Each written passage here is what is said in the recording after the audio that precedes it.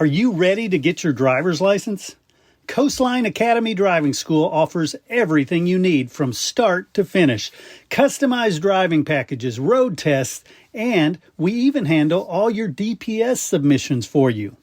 Call 817-731-0200 today and use the code DRIVE25 for $25 off.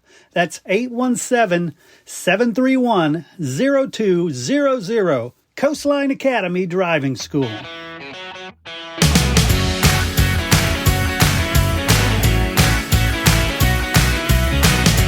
right, everybody, join me in welcoming Coach Clint Dunham to the Pascal Baseball Coaches Show. Coach, how are things today?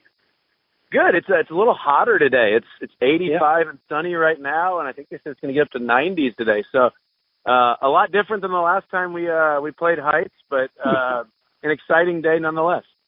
Yeah, so unfortunately we have to – I shouldn't say unfortunately because you split with Trimble Tech. It wasn't like you got shut out by them. And that last game was just a heartbreaker. Let's first talk about the win, 5-2.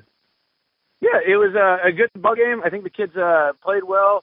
They threw a good pitcher against us on Tuesday last week, and it was just one of those games you scratch and claw, and you get a couple hits here and there, and the game opened up, and we had a good pitching performance from Owen Settle. Did a good job that night, and it was nice to see. So he started it, and Jackson Dyer kind of came in and cleaned it up for us and did a real good job and hung on to just a real clean, good ball game by both sides. And with 5 runs, was that a bunch of small ball, or was that, did you see some blasts go out? No, we definitely didn't have any home runs, but we did have, Charles Witherington had got a triple that really started us off that night, which was nice to see. Hooked one down the left field line and stretched it to a triple. That was big. It kind of gave us the momentum to get going, gave us the first runs on the board, so that was nice to see. Also had extra base hit from who hit it? Let me real quick. Hudson Sharp had a big double too. It's kind of opened the game up for us. So he just kind of continues to hit in the middle of the order for us, and had a big hit. But and then Truman Shelton had the only multi-hit game, so made his freshman debut. So that was cool to see, and had 2 hits in his first game. So came out swinging it. Yeah, no doubt. So now let's move on to the second one. 4-3 loss, a tight game. Offense still did well. I mean, 3 runs was not that much to give up either. No, and it was a weird game. So we came out and in the first 6 pitches, hit 3 balls really, really hard. We were winning 2-0, and it looked like we were about to just take off for the day. And the offense really just stalled for about 3 innings after that. And Junior Alniz has done a really good job for us the last couple of years and just kind of struggled to find his breaking ball early on and got hit around a little bit. So we were behind 4-2 after 2 innings. And then you're just kind of playing catch up the whole day. Jackson Dyer threw 4 innings of relief for us and was outstanding out of the pen and kept it close. And we had opportunities. I think we hit 9 or 10 balls real hard, but Trimble Tech had that recipe for success where you don't walk anybody and you don't make any errors. And if that's the case and the wind's blowing in, it's just a little tougher to score. And I thought they did a good job of playing their game and keeping us down even when we kind of had a chance to maybe have a rally or 2. Yeah, and now that leaves you both sitting at 3-1 in district right behind Arlington Heights. Yeah, and the way the playoffs are set up this year, it's a little weird. The Division I, Division II, and your school size. So if you're to make the playoffs, which we expect to do that, then we are the largest school in the district. So we are guaranteed to be 5A Division I. So whether you win the district or you finish 4th, you're either going to be the 1 seed or the 2 seed in big school. So don't know where we're at now. The goal is still a district championship. I feel like if we beat Heights tonight, and put them in a bind a little bit, then it makes Friday, to me, and what we're telling the kids is I believe Friday will be for the district championship if you win a game Tuesday at home. So we flipped sites this week. We're playing at home tonight instead of away because they got the turf infield, and that allows us to kind of be a little more flexible with weather coming in later in the week. Got it. And what is your preference as far as the turf? Is that real grass? Is it turf? What do you prefer? So theirs is unique. Theirs is a turf infield, a grass outfield. Oh, nice. Yeah, so it's one of those quirky ones, but at the same time, it dries better than obviously a regular surface, so that's nice. I think at this point the kids themselves are probably all used to playing on turf. I think it's the teams that aren't used to being on natural grass fields that struggle a little more. So always like when teams that have been on turf have to come to our place. So hopefully we can take advantage of that tonight a little bit, but we'll see. Nice. And who do you have on the mound? Tonight will be Owen Settle on the mound, and then right behind him, I think the plan will be talking to kind of the coaches, pitching coach Austin Smith, and would be Matthew Hernandez kind of coming out of the pen tonight. We haven't used him in district, but you go back and look, he gave us 4 really, really, really good outings in tournaments. We sent him last week down to JV just to make sure he got some innings in, and he looks good again. He hasn't given up a run this year. He actually hasn't given up a hit this year. And he's just one of those guys we said, man, we got to start using him in district games and seeing what it looks like. So he'll be first out of the pen tonight, and that kind of gives us, with a game Friday and a game Saturday, it gives us the whole rest of the team for the weekend. So hopefully that's kind of the plan moving forward. Nice. And barring injury, is your batting order sort of settled in, or is it still changing? No, I feel like this is one, and it may change all year. There's some guys, seniors and juniors, that I don't anticipate leaving the lineup the whole season that you'll probably see stick in the middle of the order or top of the order. But outside of that, it feels like it could be any given guy leaves the lineup on a night and then somebody steps up, and it could be because we're facing velocity or because it's a left-handed pitcher. So a lot of times the situations are unique to what we're doing. So that's kind of the decisions we make along the way throughout the week. Nice. And talk about who have been the anchors when it comes to your batting so far this season. So just kind of, you look at our stats and you look at who's doing well and who's getting on base and all that stuff. And kind of stuff you take into consideration is how they do in tournaments, how they do in scrimmages. And I think we got a couple of guys hitting over 300, and both our 2 guys are going to play in college. So Cookie Gerard and Hudson Sharp are right around 300, both getting on base over 400. So that's outstanding, and 2 guys that we've kind of leaned on and hit 3rd and 4th. But we had the freshman up last week. Truman Shelton hit leadoff for us, and he went 4 for 7 in 2 games, and he did not look afraid of playing at the varsity level. So that was really fun to see. And then Sebastian Perea has just kind of been a real steady presence in the middle of the order too for us. So, and then Owen Settle's done a good job too. So I would say those 4 or 5 guys are kind of ones that have made themselves in the lineup daily, and then we kind of move around the rest of the guys and go from there. Nice. And are you seeing much? You mentioned Shelton coming in, getting 4 hits in 2 games. As a freshman, do you have any young pitchers that are coming in getting some innings?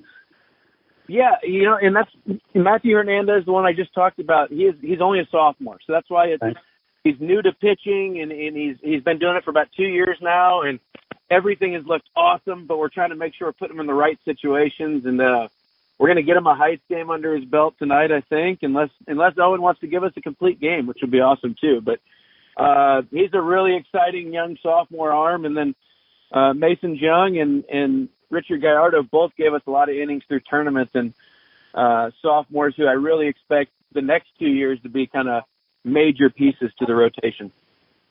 Excellent. And how about grades so far? How are the grades for the kids? Oh, we're all good. So that's something that I really feel like we pride ourselves in. I've been here 7 years now. I don't think we've had on the varsity, but maybe 2 kids in 7 years that we've lost to academics. So that's something we really pride ourselves on as a team. Our coaches do a good job of just weekly kind of checking in and making sure those kids are turning their work in. And then every 2 or 3 weeks, they're going to get a text or something from us saying, hey, this needs to be turned in this class or something like that. So we try to stay on the ones who need the extra help, but especially in the season when they're missing a little bit of stuff for baseball. So we haven't lost any yet. We don't anticipate to lose any. But it's a good group of kids who do well in the classroom. Excellent. And you mentioned the coaches. What all do you have in terms of coaching staff? Yeah, so Coach Austin Smith came to us this year. He's their first-year coach. He's was a Division I left-handed pitcher, but he's also a Paschal alum. So he's our pitching coach and head JV coach. Coach Brandon Hallra has been there since I've been at Paschal, and a little longer than me, actually, and has been on the staff right along with me since I started. So he's kind of the one who reminds me of all the stuff I'm forgetting every day. Coach Kiger came over from LD Bell to be one of our other main varsity assistants. He's awesome on the field. He's been taking care of a lot of stuff at the field, mowing and all sorts of stuff on the field, but he also has handled all of our catchers, handles a lot of the offense now, and he's just a major asset of in-game, at practice, just using him where we can. And then we have Coach Doelle, who's our fifth coach. He's our kind of our savvy Paschal veteran. He's a class of 78. He's been at Paschal a long time, and we say he bleeds purple, and he's just kind of a jack of all trades, can do anything for you, and he runs our freshman team too, or our JV too. Love it. Well, Coach, good luck today and Friday, and then. But let's talk about Saturday. You have a non-district game. Yeah, Saturday's fun. It's I'm an Arlington Lamar alum, so I play them as much as I can. The head coach at Lamar, Coach Kino, has been there since I was his first varsity class. So always cool for him, I think. He says it is at least, but to get to coach against a former player, but it's always cool for me, too, to get to coach against my former coach. So we get to see how each other's programs are doing. It's also the school I live right next to. So maybe someday down the road my kid attends that school, too. I don't know. But yeah, it's a super fun one for me. My family will be out there.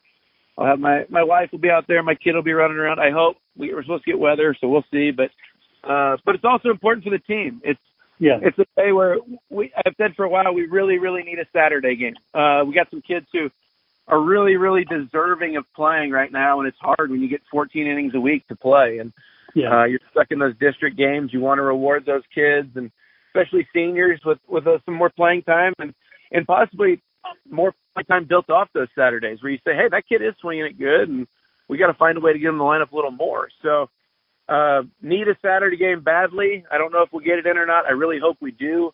Get some other guys in, to get some of these pitchers in, so they're not just getting that feel of just being at practice all the time. So I know we have 3 or 4 coming up down the road, but I'd really like to get one in sooner than later.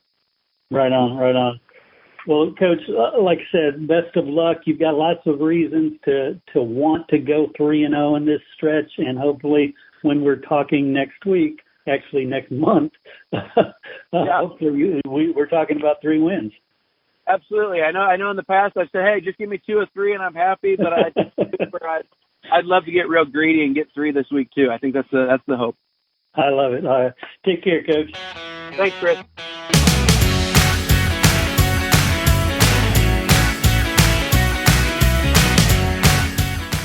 Hey, I want to thank you for listening to the Pascal Baseball Coaches Show and remind you to get out there and support your Panthers. Get to their games, let them know that you are rooting for them. Share this show and let everybody know about Pascal Panthers baseball. Hey, do you dream about a career in sports media, hanging out with legends of sports? I'm Chris Doelle, and I went from being an absolute nobody to speaking at the top sports conventions, to hosting some of the top sports podcasts, and publishing 5 books and more. And I want to share with you my secrets, step by step, how to make it happen for you. Super Bowl champs, NBA stars, Hall of Famers in every sport, Olympians, you name it. They are in my cell phone and they take my phone calls. The best part, the 5 secrets to sports media success is absolutely free, but it's not for everyone. I'm not going to waste my time giving it away to wannabes and quitters. I do not have time for that. Only the serious will get this. I will teach you how to earn the respect of the sports media big shots. I will teach you how to score connections you never felt possible, but will change everything in your sports media career. And I'll teach it just like I did it, building it from scratch. How to build it from absolutely zero people paying attention to you to millions and more. Stuff that got me on major media platforms. So, do you want in? I'm not going to give you an URL that you're going to fill out and forget about. No, I'm not going to make it that easy. It is simple. It's not easy. You simply find me on social media, anywhere, any platform. I am everywhere. Chris Doelle. It's a funny name, so I'm easy to find. And you send me a message that says something along the lines of, give me the 5 secrets. Or sports media success, something that jogs my mind to go, oh, this person is serious. They took the time. Prove that you're serious, and I will send it to you. Sports media is frankly all about amazing stories, right? So take that step to start writing your own.